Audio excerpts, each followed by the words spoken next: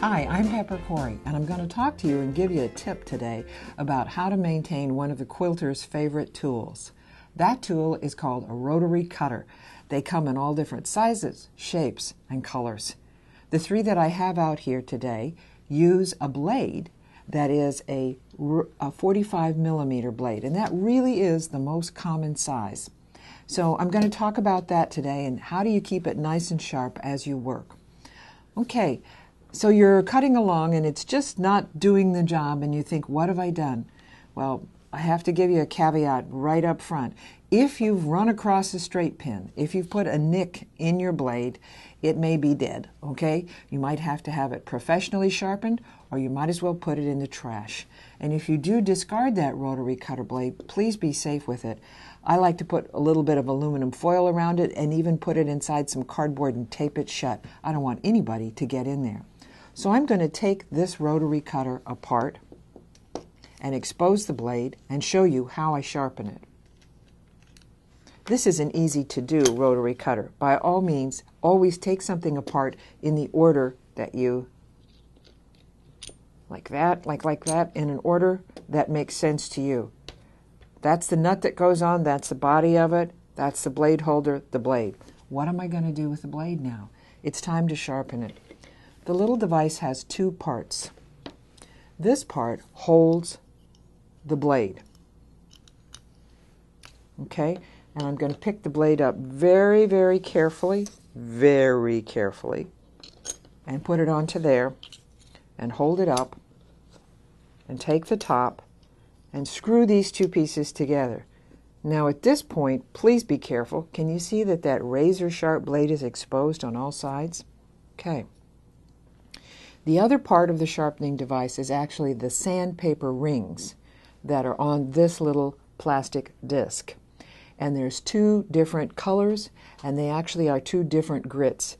This is the coarser grit, and this black one is the finer grit. And we'll use the coarse one first, and then turn it over. The way to use it, first of all, I have this spray bottle here for a reason. Just going to put a little water on that. Just a little. I've probably been pretty generous with the water. Okay.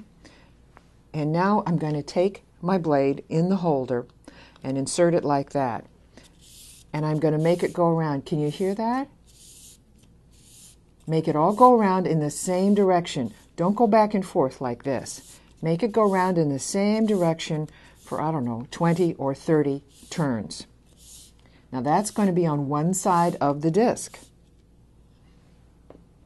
Turn the blade over. I'm doing the other side now so that we get the same treatment with the coarser sandpaper but on the other edge. And now I'll go to the silicone side.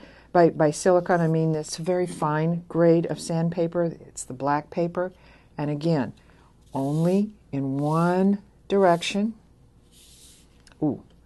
I have a little bit of wet here. I think I'll just put it right on there. Only in one direction. Again, turn the blade to the other side. Okay. Now, again, you need about 20 turns in the same direction every time you do this. So I haven't made you sit here and watch for 20 turns all that time. But now I'm going to take the blade apart and reinsert it into the rotary cutter. This is a maintenance tip. Better to do that. Very carefully. Goes back on that little screw spindle there. Comes down. The rest of the rotary cutter goes on top of it. Keep it in place. Carefully. Up, click. Last thing on is this nut here in back. Okay, I'm in the closed position. I'm going to open it up. Oh yeah, it liked the sharpening. That's good. That's what we want to see. Don't wait until your rotary cutter blade is so dull that it won't be revived. I like to do this about every other day because if you're cutting a lot of strips, if you're doing a lot of real big work on this, you know, why not do a little maintenance and make your rotary cutter blades last longer? Again, the sharpeners This particular one, this size, is for the 45 millimeter blade, and this is probably the most common size that quilters tend to use. There's one smaller and there's one larger, but this is the most common. You'll find these little handheld rotary blade sharpeners at independent sewing stores. I don't know where else you might find them. I do know they're manufactured by the Colonial Needle Company. So I hope this has been helpful. Yes, there is hope for your dull rotary blade. I'm Pepper Cory. I hope you've enjoyed this tip. I teach scrap quilting, waste not, want not on Craftsy.com.